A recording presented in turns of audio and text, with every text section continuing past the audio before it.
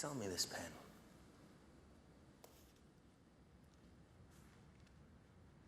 It's a amazing pen.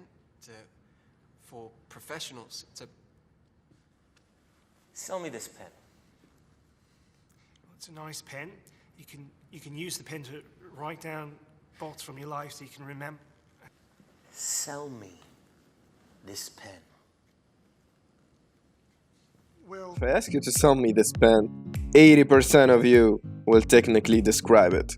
It looks good. It's red.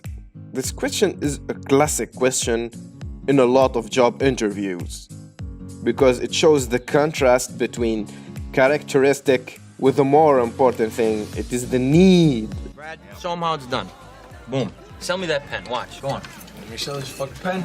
That's my boy right there. This pen. Fucking sell anything. Why don't you do me a favor? Why'd you name down that napkin for me? I don't have a pen. Exactly. Supply and demand, my friend. See what I'm saying? He's creating urgency. So you get them to want to buy the stuff. Convince them it's something that they need. He did not focus on what the pen is. No. But what the pen can do. That's the most important thing. You are not buying a drill. You are buying a hole in a wall. You are not buying a book. You are buying informations.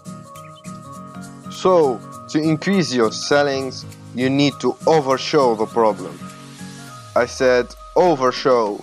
Amplify the need. Make your client feel like he needs you more than you need him. Remember that. Requirement is the real inventor of everything.